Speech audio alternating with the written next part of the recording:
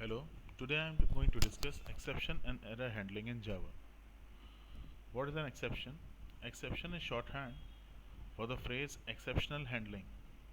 An exception is an event that occurs during the execution of a program that disrupts the normal flow of instructions. Many kinds of errors can cause exceptions, like hardware errors, like a hard disk crash, programming errors, such as trying to access an out of bounds array element, and what are process in Java when error happens. Whenever error occurs within a Java method, the method creates an exception object and hands it off to the runtime system. The exception object contains information about the exception, including its type and the state of the program when the error occurred.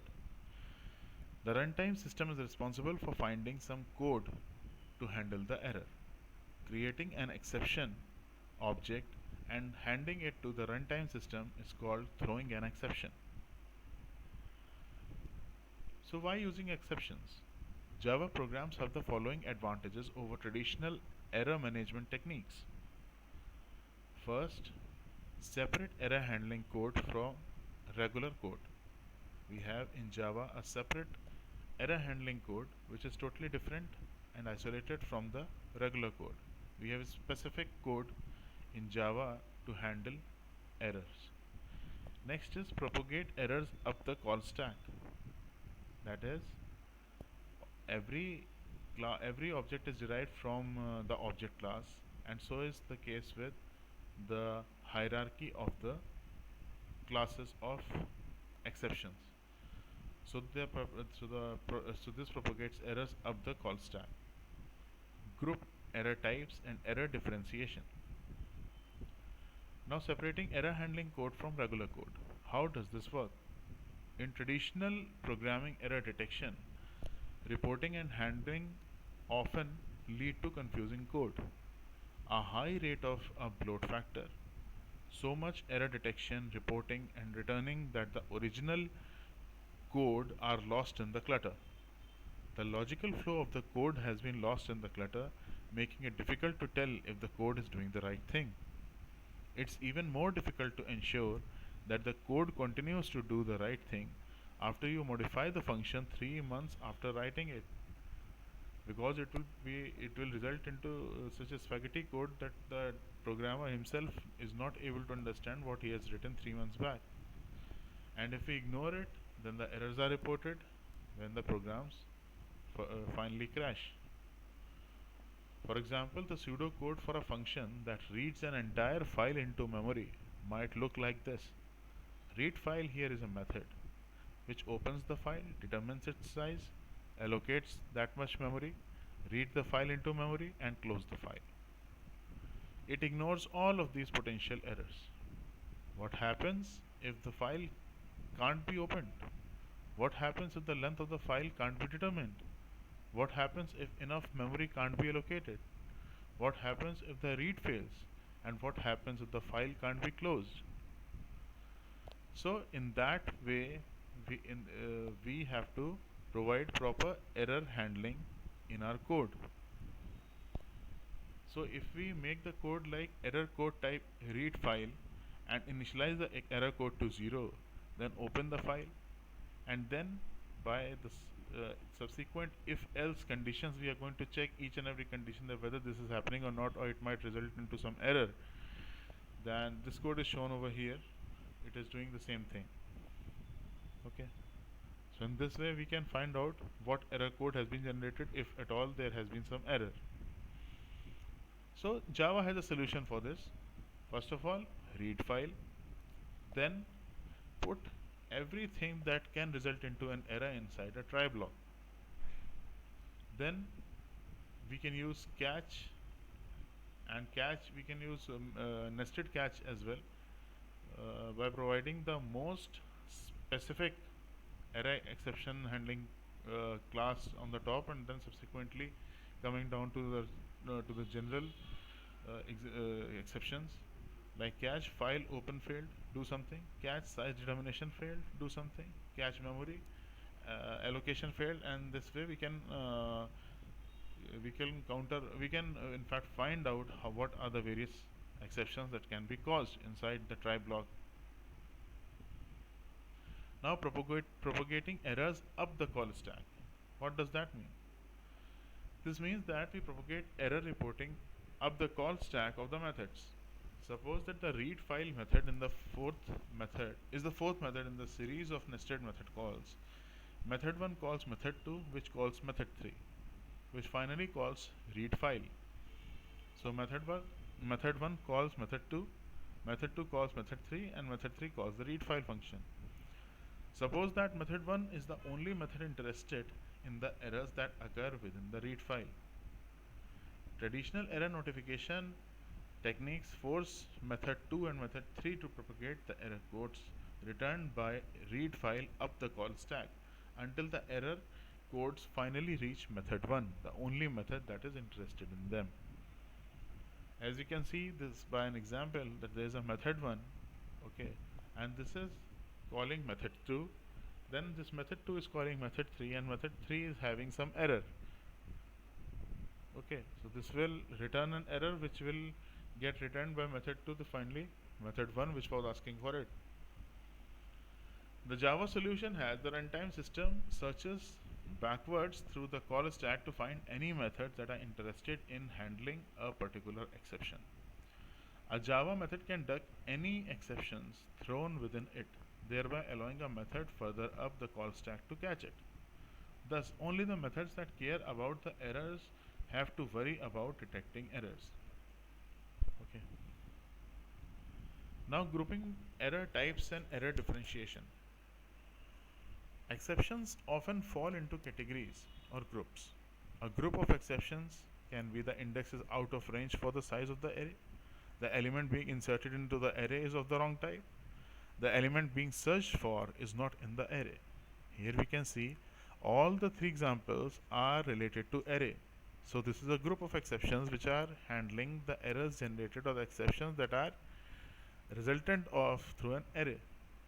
Some methods would like to handle all exceptions that fall within a category, and other methods would like to handle specific exceptions. All exceptions that within a Java program are first class objects. Grouping or categorizing of exceptions is a natural outcome of the class hierarchy, because the classes in Java are already structured in such a manner that the commonalities are grouped into a particular class and the related classes are also correlated. So in that way, this favors the process of exception handling, because all the classes or the methods that are related to array are grouped into one. So all the arrays of the exceptions that are generated by these related objects will also return into being common. Java exceptions must be instances of throwable or any throwable descendant. Throwable or any throwable descendant. You can create subclasses of the throwable class and subclasses of your subclasses. Whenever you want to make your own exception, then you can do one thing, that you can extend a class derived from the throwable class. Okay, so all the properties and methods of throwable class will be passed on to your new class. Each leaf class, a class with no subclass, represents a specific type of exception, and each node class, a class with one or more subclasses, represents a group of related exceptions. As you can see in this diagram, that the exception class sits on top of array exception, and array exception in itself is having three related exceptions, that are invalid index exception, no such element exception, and element type exception. So when an exception condition causes an exception to be thrown, that exception is an object derived either directly or indirectly from the class throwable. The throwable class has two subclasses. One is error and the other is exception. Now the error class indicates that a non-recoverable error has occurred that should not be caught, and errors usually cause the Java interpreter to display a message and exit. An exception class indicates an abnormal condition that must be properly handled to prevent program termination. In JDK 1.1.3, there are 9 subclasses of exception classes, several of which have numerous subclasses. One subclass of exception is the class named runtime exception. This class has 11 subclasses, some of which are further subclasses. All exceptions other than those in the runtime exception class must be either caught or they must be declared specified in a throws clause of any method that can throw them. Now, throwable class definition. Public class java.lang.throwable extends java.lang.object. Object class sits on top of the class hierarchy of Java. And inside the declaration of this, inside the body of this class throwable, we have constructors like public throwable, which is the default constructor, and public throwable string message, whatever message we want to pass as an array message in the throwable class. And it is having fill in stack trace method, get message, print stack trace method, print stack trace, and toString. Now, runtime exceptions. Exceptions that occur within the Java runtime system are called runtime exceptions, like arithmetic exceptions, for example, dividing by 0, pointer exceptions, for example, trying to access an object through a null reference, indexing exceptions, for example, attempting to access an array element through an index that is too large or too small. Okay, it is going outside the boundary of the array. Then the runtime exceptions can occur anywhere in a program.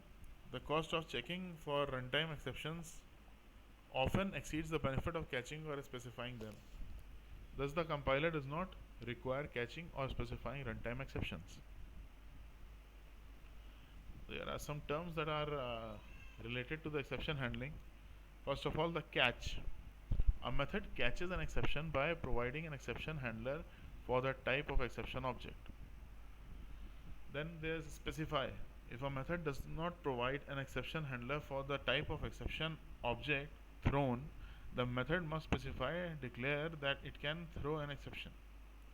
An exception that can be thrown by a method is part of the method's public programming interface, and users of a method must know about the exceptions that method can throw. You must specify the exceptions that the method can throw in the method signature. Now, what are checked exceptions? Exceptions that are not runtime exceptions and are checked by the compiler are known as checked exceptions. Java has different types of exceptions, including IO exceptions, runtime exceptions, and exceptions of your own creation. Now, checked exceptions are exceptions that are not runtime exceptions. Exceptions of all exception classes and subclasses other than runtime exception, which is a subclass of the exception class, are checked by the compiler and will result in compiler errors if they are not either caught or specified. Exceptions can be thrown within the scope of the method. The throw statement includes more than just the exceptions that can be thrown directly by the method. This phrase includes any exception that can be thrown while the flow of control remains within the method. This statement includes both exceptions that are thrown directly by the method with Java's throw statement and exceptions that are thrown indirectly by the method through calls to other methods. This is an example program for this, like import java.io and the public class input file. We are having a file reader, okay, private file reader in public input file string file name, and in this we are passing in with the as a file name as a constructor to the file reader, and we are initializing the in variable or in object. Then the string buffer is used, and finally the file is read. Okay, but what happens over here is the compiler gives an error about the bold line. The file reader read method throws a java.io exception if for some reason it can't read from the file. So we have not specified it. So what should we do? We should specify that this particular method, that is input file declared, is going to is may cause the file not found exception. So we have to write the statement throws file not found exception, and this will compile properly. Now, what is a try block? A try block is a block in which all those statements are kept which might result into some exception, or they are potential exceptions. So the first step in writing any exception handler is putting the Java statements within which an exception can occur into a try block. Okay, the try block is set to govern the statements enclosed within it and defines the scope of any exception handlers established by subsequent catch blocks associated with it. What is the syntax? That is, syntax is simply enclosing the Java statements which can cause exceptions inside curly braces by the try block. Now we have to put statements in the try block. Put each statement that might throw exceptions within its own try block and provide separate exception handlers for each try block. Now, what are the exception handlers? Exception handlers are the catch statements. Some statements, particularly those that invoke other methods, could potentially throw many types of exceptions. A try block consisting of a single statement might require many different exception handlers. Put all of the statements that might throw exceptions within a single try block and associate multiple exception handlers with it. Exception handlers must be placed immediately following their associated try block. If an exception occurs within the try block, that exception is handled by the appropriate exception handler associated with the try block. What are the catch blocks? Associate exception handlers with a try block by providing one or more catch blocks directly after the try block. The catch block contains a series of legal Java statements. These statements are executed if and when the exception handler is invoked. What is the syntax for catch? Simply the catch statement followed by a parenthesis and a throwable object type, like for example file not found and any exception object, and then writing suitable statements in order to let the user or the programmer know what exactly the exceptions are, what are the exceptions that are getting generated. The runtime system invokes the exception handler when the handler is the first one in the call stack whose type matches that of the exception thrown.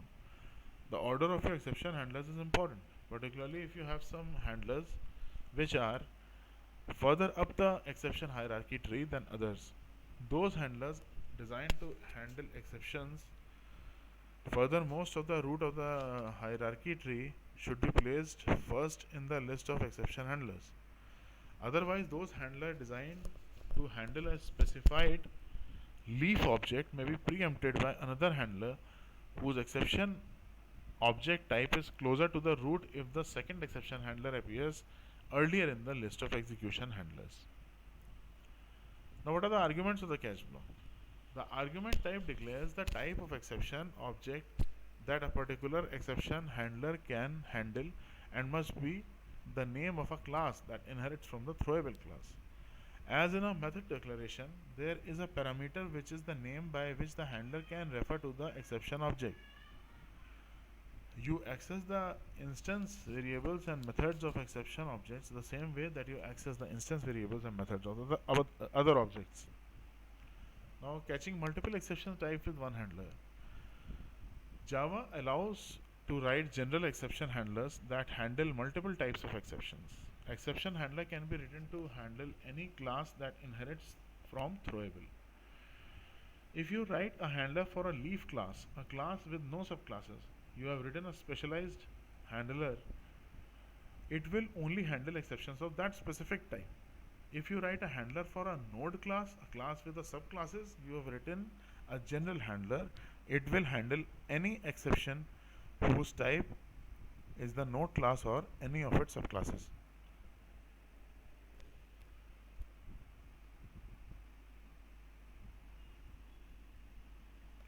To catch only those that are instances of a leaf class, an exception handler that handles only invalid index exceptions catch invalid index exception E. Now, what will this E object will hold? It will hold all the messages and the properties and attributes of the invalid index exception. A method can catch an exception based on its group or general type of specifying any of the exceptions superclasses in the catch statement. To catch all array exceptions regardless of their specific type, an exception handler like catch array exception E would catch all array exceptions including invalid index exception, element type exception, and no such element exception. Set up an exception handler that handles any exception, that is catch exception, because exception is the topmost class of all the exceptions. So if we get the argument of exception class object inside the catch statement, then it will catch any exception. What is a finally block? A finally block provides a mechanism that allows your method to clean up after itself regardless of what happens within the try block. The final step in setting up an exception handler is providing a mechanism for cleaning up the state of the method before allowing control to be passed to a different part of the program. Do this by enclosing the cleanup code within a finally block. The runtime system always executes the statements within the finally block regardless of what happens within the try block. Now, specifying or declaring the exceptions thrown by a method. Sometimes it is best to handle exceptions in the method where they are detected, and sometimes it's better to pass them to the call stack and let another method handle them. In order to pass exceptions of the call stack, you must specify or declare them. To specify that a method throws exception, add a throws clause to the method signature for the method. For example, void my method. Void my method throws interrupted exception, my exception, her exception, and your exception. So here we are already telling that this function may contain some code that might throw interrupted exception, my exception, her exception, or your exception. Any method calling this method would be required to either handle these exception types or continue passing them up the call stack. Eventually, some method must handle them or the program won't compile. Now, what is the throw statement? Before you can catch an exception, some Java code somewhere must throw one. Like any Java code can throw an exception. Your code from the package written by someone else or the Java runtime system. Exceptions are always thrown with the Java throw statement.